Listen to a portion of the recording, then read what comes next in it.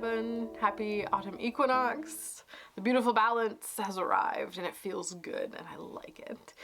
I thought today would be a great day to do top 10 fall decks. I did a very long in-depth just like rummage in a member space video where I just got out every deck that was feeling like the current vibe, and we like went through them, and it's an hour and 20 minutes long. So if you want to see that, feel free to check it out in the member space. But I think for today, what I'm going to do for everybody is just a top 10 fall decks. The decks that, like the top 10, we're just going to narrow it down to the ones that feel most of the right now time. Ones that I'm like clamoring to use, ones that really fill that space and just to make my heart happy. And for an added layer of challenge, I think I've paired them. So I've got 5 pairs. So it's like top 10, but like they started to surprisingly go well together. So I thought I would just take that theme and run with it. So we got 5 deck pairs to go through today. Very autumn, fall adjacent feels, vibes, essence, energy, all that good, cozy fall, spooky, airy, vast, descent kind of feel about them. They're decks of descent, and I'm excited to share. So without any further ado, big flowery words and all that jazz, let's get into it. Let's go. Alrighty, hey everyone, welcome to the tarot table. I'm just going to take a quick moment to try light this stick of Palo Santo over there. Yes, are we going? Perfect. And then give the space a little bit of a clear. Just to open it up for everybody. Just a little circle. Circle of space. Cozy space. Hope you like it here. Anyway, let's get into it. Let's talk about some fall pairings that I'm ready for. Let's just get this out of the way first because you all know it's coming. Can't stop, won't stop. The Hush Tarot. Jeremy Hush. This is one of the first mass market tarot decks that I picked up when I got back into tarot.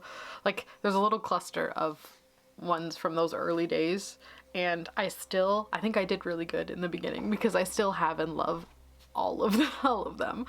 So we're gonna look at that one, and then this in this cute little bag, which I have customized myself, is the Earthbound Oracle. So let's go in and have a look.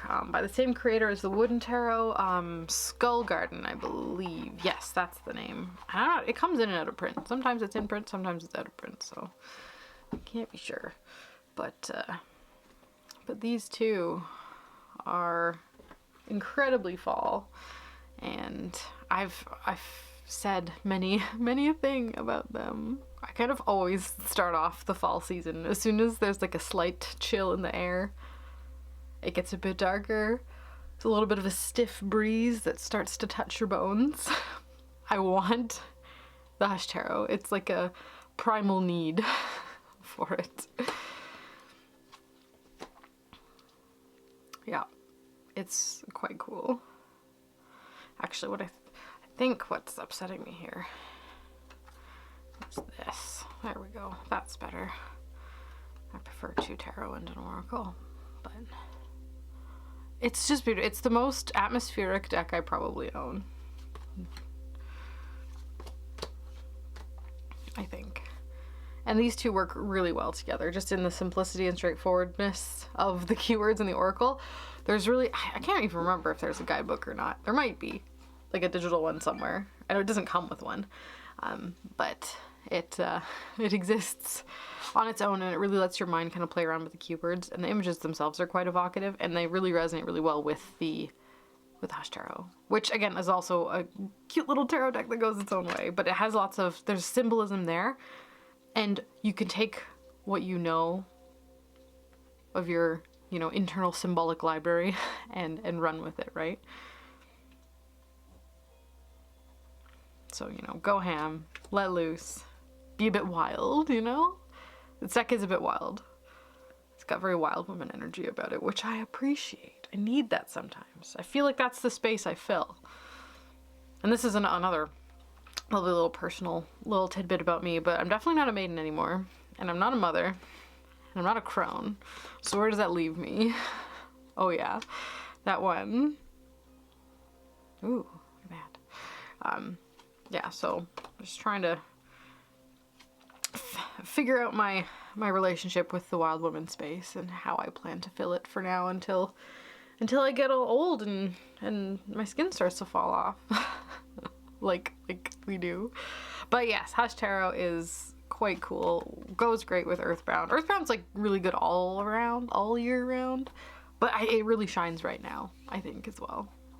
So, and it's just a cute little pocket guy. It's so great. Wealth, 7 of Cups, and the Emperor. Yeah, like, clear.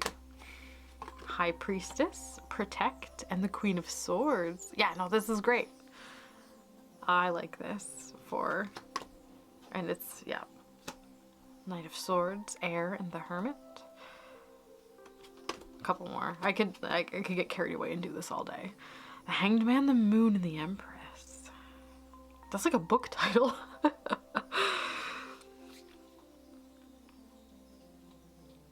Yeah, like think of it like the Empress, the Moon, and the Hanged Man. Like that's a book title. I could write a whole fantasy novel about that. But no, it's just a tarot reading. I love it. Anyway, these two. Rockin' My Socks and the first standout pair for like fall decks that I desperately wanted to bring in. Look at the way the birds are looking at each other and it's holding a key and it's got, what is even this? Is that a key? Did it pick, both of these birds have something in their mouth. Like it picked the lock of the book and this one has the key. Ace of Pentacles, Page of Pentacles, Wisdom. Look at that. Look at that. Oh, I'm obsessed with that. Oh, so good. Okay. Yes. So yeah, this one is staying out. Love it so much. Perfect for the next, honestly, couple months. That'll take me right through to like Samhain, almost November. Just weather-wise, Hush Tarot takes me into like November as things start to get dry and crispy and dead. It's like my death deck. It's perfect. And then again, this one's kind of all year round, but just it goes, look at that. Perfect for today, the equinox. Little pomegranate. But yeah, those two. They work together a treat and love them so much. And they were the first ones I had to talk about today. I wanted to kind of keep this relatively brief as well. I'm going to try. Don't know how successful I will be. Okay, next we're going to move into an Oracle pair, which is kind of interesting. This one.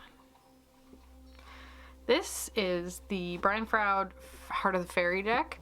The regular fairies can be interchanged here as well, and I tested them both out in the other member video. So I tested it out, and the Brian Froud fairies works well in this pairing, but the Heart of the Fairy just works technically better. So for the sense of like being transparent about what I like more, I guess, well, we're gonna use that today.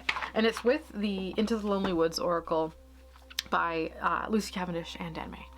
And this is a hug. This deck.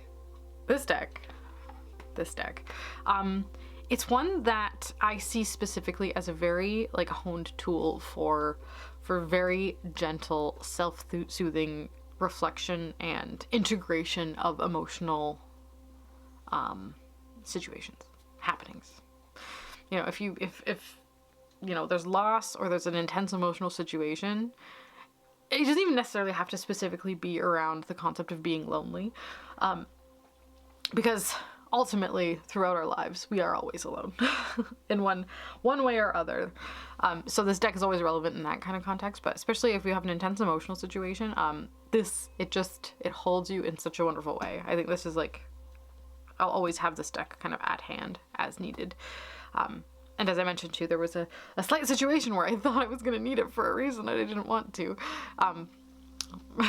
But I'm just, you know, glad it's there to have with me. And then it matches with the Brian Froud fairy energy in a really beautiful way. Because with these guys, they're kind of a blank canvas for you to project yourself onto them. They don't have like they each are their own little being, but they don't have a name, a story, or a character. So it's really easy. Like they're a blank slate to project yourself onto them in the situation. And it often, like say, your little island, it really like invites you to be that figure right? But with the Brian Froud decks, each of these is their own individual character. So these are external, these are outside of you, where this is you. And just the way they work together in this kind of pairing, it works really, really well. Let's see, the Star Fairy, Lady of Sorrows, and Going Deep. And both of these have great guidebooks to dive into. It's just the nature of them being both oracles, right? And you can throw a tarot in too if you want that tarot energy as well. But I think sometimes, especially with this kind of work, sometimes you, especially in a heightened emotional situation, sometimes you just want oracles. You know, you don't want the a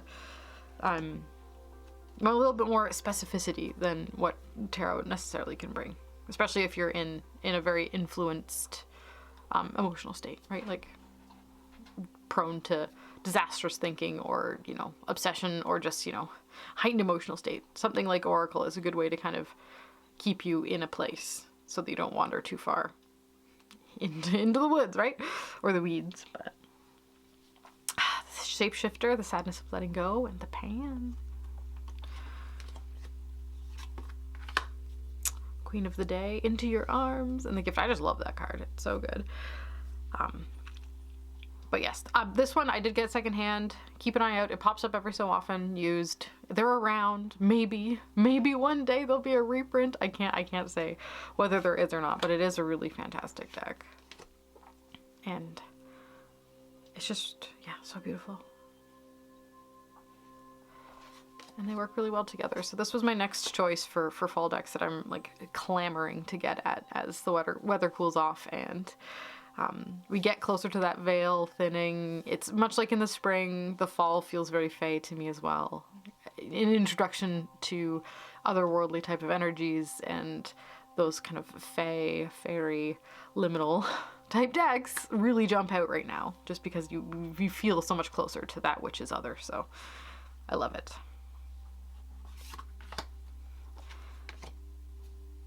The Child and the Maiden, Find Your Night Self. Ooh, I have thoughts.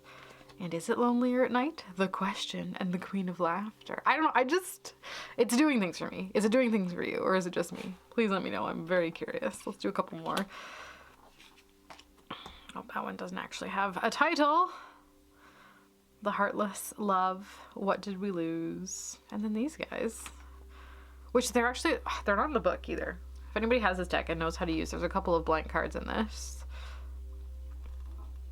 Do you use them as like signifiers, significators? Interesting though. What do we lose? The Heartless Love. And then these guys are like, what? Interesting. Okay, we got Green Woman, Queen of Passage, and A Time to Rest a While. Yeah. Yeah, it is.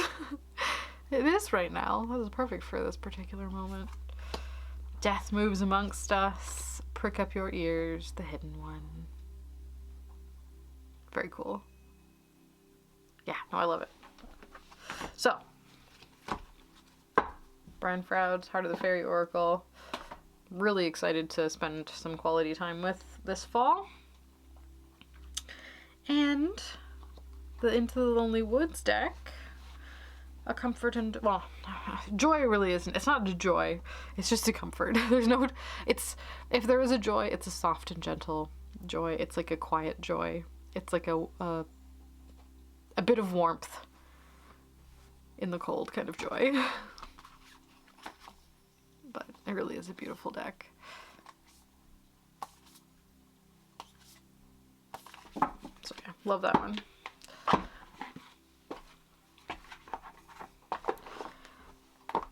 So those are our first two pairs. Who's next? Okay, the next pair we're gonna do is these two. I mean, I couldn't not. Look at them. Of course they go together. This is the Oracle Door. So Odilon Redon, themed, inspired, his artwork type of Oracle deck. And then we have the Black Tarot. And these, oh my gosh. Do these ever go together? Gorgeous packs. So cool. And then the Black Tarot by Victoria Iva, and this is like one of my favorite mass market decks. And Is it mass market? I got it on Amazon for a reasonable price, and that to me makes me think it's mass market, but it is of great quality, and like it's phenomenal and amazing. These two decks are just chef's kiss. They look beautiful together. I love a black and white deck. You know this. I love focusing on the way that the contrast shows up, the light and the shadow, the way it's almost like incense smoke, these cards, the way they flow, and with this having this like the gold highlights, which is kind of tricky to see on camera, but they're really punchy in real life. And yeah, the world, the old night, and the star. Oh. It gets my motor running, so to speak. And they're beautiful, they're moody, they're perfection for this time of year. Honestly, always, but I think for fall, when we're in the still embracing the darkness as opposed to resenting it come January, February, it's perfect. The Eight of Pentacles, which is stalking me right now. It won't leave me alone.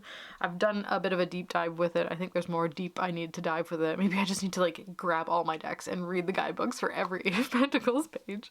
It's like there's a message somewhere that's really important, and there's a lot of little threads leading me in weird directions with the astrology, the elemental associations, the I Ching, like it just I've gone the Kabbalah of it. Like I've gone down. I've fallen into the Eight of Pentacles and I can't get out. But so we got the Eight of Pentacles with Ophelia and the Eight of Swords. Oh, yes. I mean, I could read for days. The Tower, Ephemerality, and the Four of Swords. And the guidebook on this is very helpful as well, because some of the keywords are a little bit vague. Some are more specific than others. And some of them are like there's one that's just called the Teeth, which is great, but you might want a little bit more help with interpreting that one, perhaps. Four of Cups, felineness, and the Six of Wands. The Sex of Wands. Ooh. Yeah. I don't know, I love them together. They're so cool. They look beautiful. Nine of Wands, the Deep, and the Hierophant. Like the deep being kind of like the abyss, and the Hierophant being a way across it, and the Nine of Wands being your kind of state as you approach it. And like you can see like a chasm opening up here. Very cool. Alrighty. The Dog, the King of Cups. The King of Cups would have a dog, wouldn't he? Definitely would. And the Lovers. Commitment and relationship. Perfect. So yeah, it's like you're not necessarily going to get like really like deep and troublesome messages, like, but just the way it's delivered is in a really, I don't know, a fun way. Two of Wands, Janus, and the Knight of Wands. I need to read the guidebook on that one. I love that Chariot card too. It's one of my faves. It makes sense. This is, again, a really good deck. I've not stressed it enough over the years. The Black Tarot. It's published by DeBry. It's really good. You won't regret it. I promise. If you like dark and spooky and you can get on with black and white decks, I guess is the caveat there. The Chariot, obsession with the Ten of Swords. Oh my gosh, yes. We all know someone who's just like riding themselves towards self-destruction and can't stop, won't stop. But yeah, it's just, oh, the Empress card's cool too. The Venus. I mean, if you're gonna put a pregnant Empress, you may as well put the fetus on there too. The Fool, Radiance, and Death. Sorry, I just got all excited. Tingly. How fun. Okay, a couple more. The Four of Pentacles, Lenore, and the Seven of Spheres. I immediately think of the Edgar Allan Poe story for that one. I'm not sure if it is related to that or not, but But the Four of Pentacles and the Seven of Pentacles together kind of is very much telling a story. The Emperor, Chiron, and the Five of Pentacles. I love when Chiron shows up in any of my decks. We've got Expansion with Judgment and the King of Pentacles. Beautiful. And yeah, there's the way that the smoke flows. You can really, like track the movement of these cards really easily together. As the way kind of you do with abstract decks when you're reading with them, because of just how dynamic the images are. They move when you look at them. You stare at them too long, you'll start to see them moving.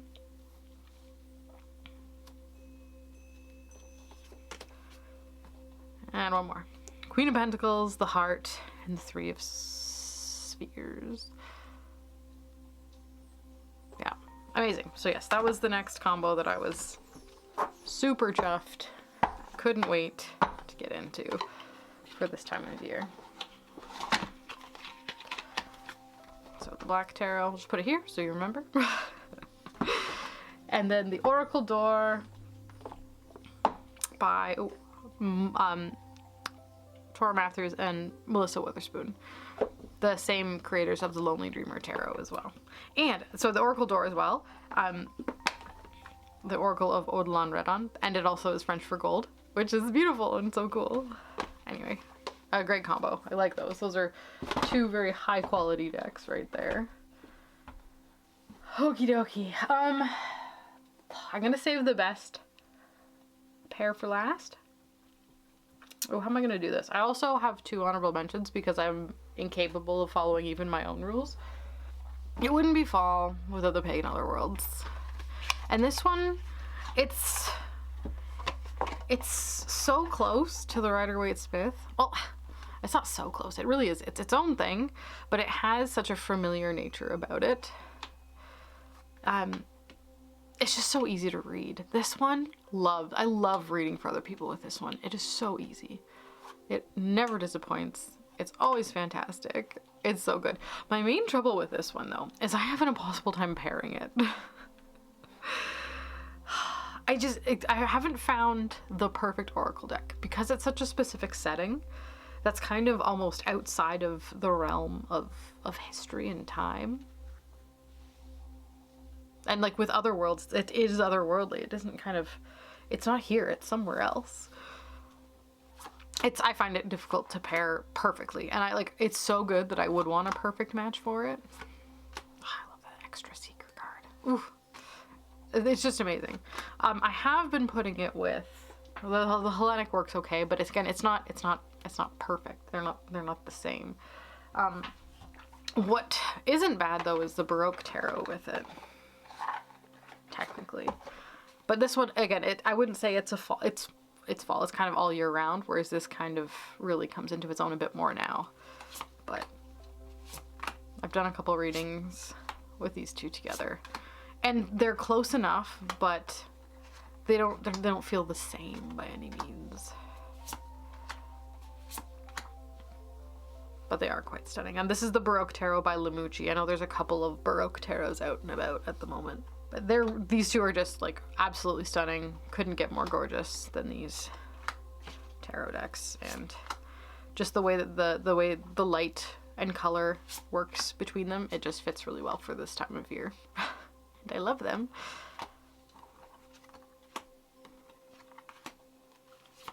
So I wanted to talk about them really quickly right now, because I can. And yeah, I just did yesterday a reading for someone with them, and it not only it rocked my socks.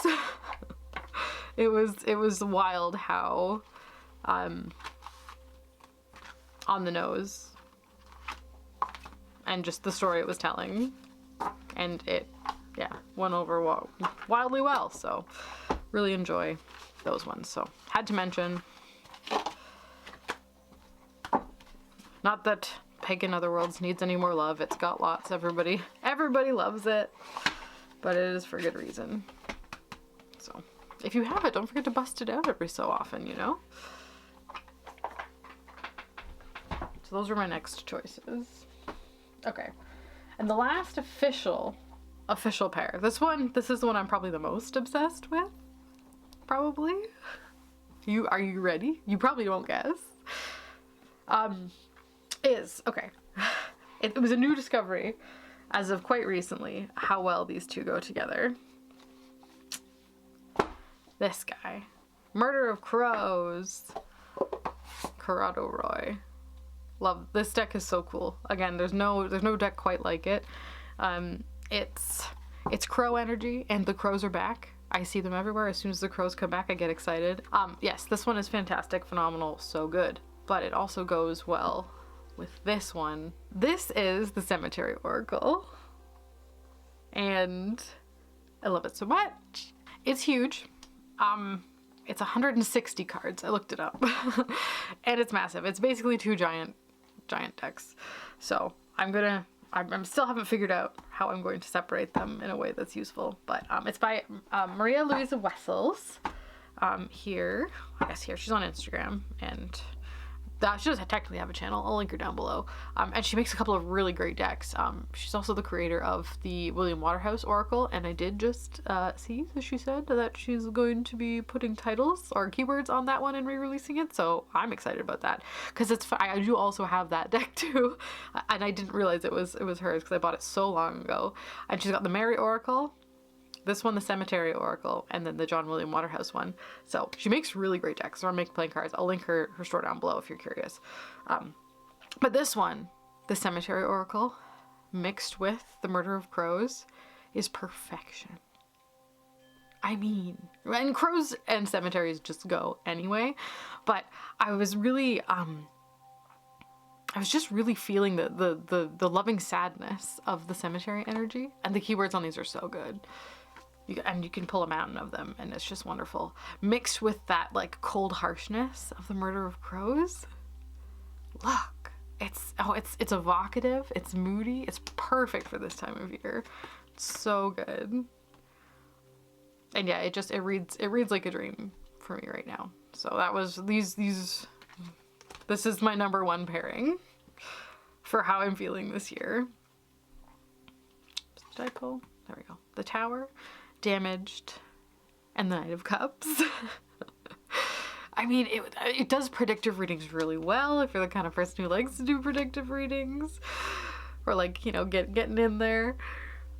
Really good for self-exploration. The guidebook for the Murder of Crows, although it's, you know, it's our Los Scarabeo guidebook of, you know, just a small chunk of English. About half of it. Half of the book is English in this one, which is not the worst, but it's the write-ups in it are really quite good. Its take on the tarot is unique and interesting, and it's unlike anything I have. And it just, putting these crows and the associated figures in this cemetery world grounds it, brings a little bit of warmth from the earth, but also it does keep that hollow emptiness that you need in order to, you know, have the clarity of those messages come in, you know? Ace of Swords, Resilience, Knight of Cups. Yeah, no, it's great.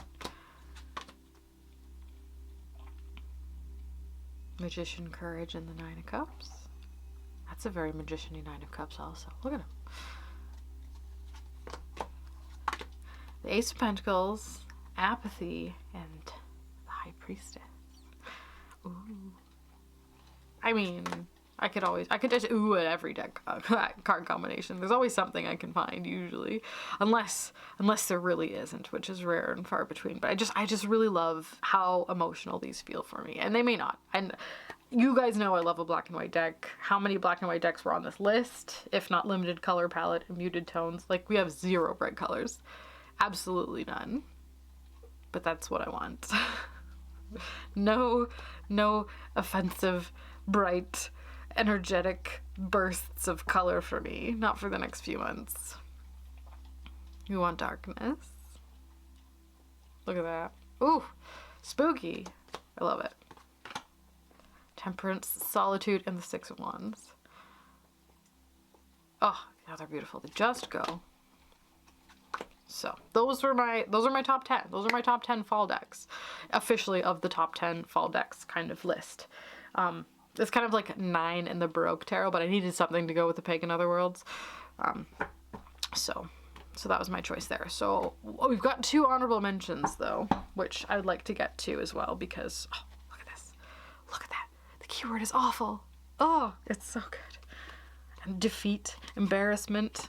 Like it's not a flowery Oracle deck at all. It's so well-rounded. I don't know, she's so good at picking keywords. Can't believe it. It's amazing. I will gush for days.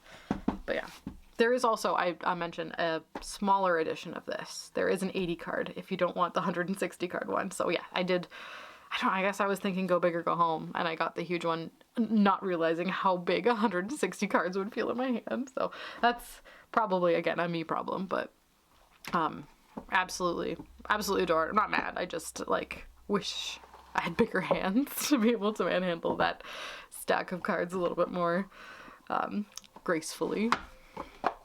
But yeah, Murder of Crows and the Cemetery Oracle is like my favorite deck combo discovery for the fall. The first honorable mention, because I just got it, Heartwood. I just did the walkthrough. It's literally like the last video I did on the main page. It is going to be perfect for this time of year. It'll probably follow me into winter as well. It's cozy, a muted color palette. It's probably got the most color of any of them so far.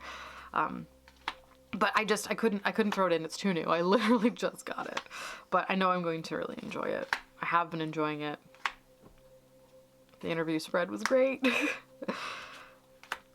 I just think it's fantastic. So this is by Three Trees Tarot. If you're curious, on the main channel there is a walkthrough unboxing of the whole thing. It's a long come hang out with me while me and my sickness sit and go through the deck. But it's fun.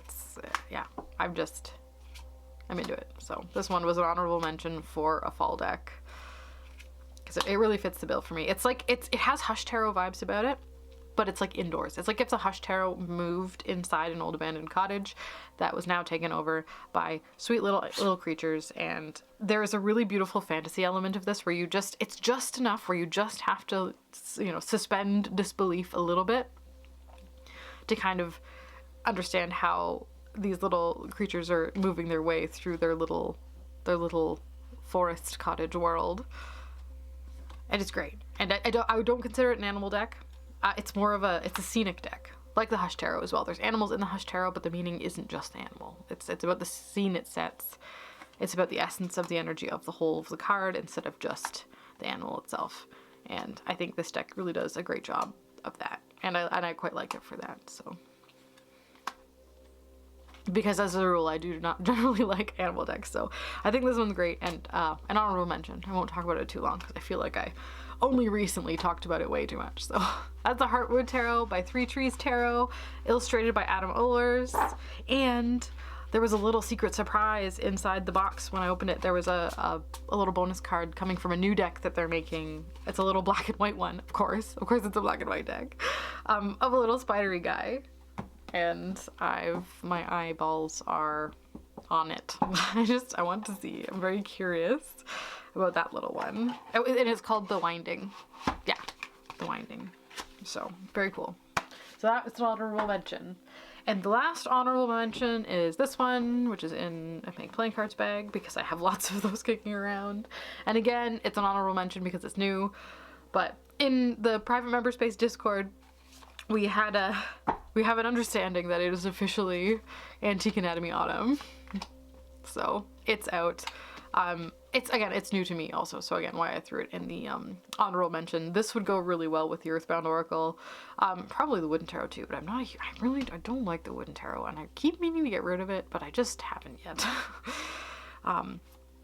But this is cool. This is great. I like how concise Claire Goodchild's guidebook is, while still being interesting. Like, it doesn't feel like it feels written from her heart, and her take on tarot is cozy and slightly different than what I'm used to reading. Like it's worth kind of going and looking to see what she has to say in her little guidebook, whilst also it not being a commitment to having to read for half an hour when, you know, you want to go to the guidebook to look at your card meanings.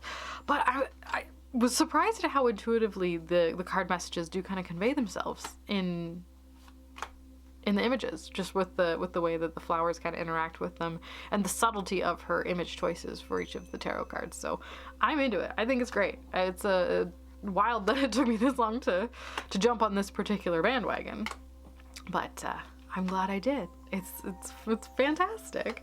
And now my brain is like, Memento Mori, do you want that? And I never thought I did. It was always like off the table for me. I was like, no, I can't read with text like that. Or not like, you know, it's not that I can't, but you know, you have to be discerning. You can't want everything. And it was one of those ones where it's like, there's a chance that I might not get on with this, so let's not consider. And then thus it was off the table, which is kind of what this one was until the time came for it. And it was really great. And the thing about it is it transitions from late summer so nicely just because of the floral impact of it. So this one is probably the summariest of all of them. It's got the most life about it. Yes, they're bones and things are dead.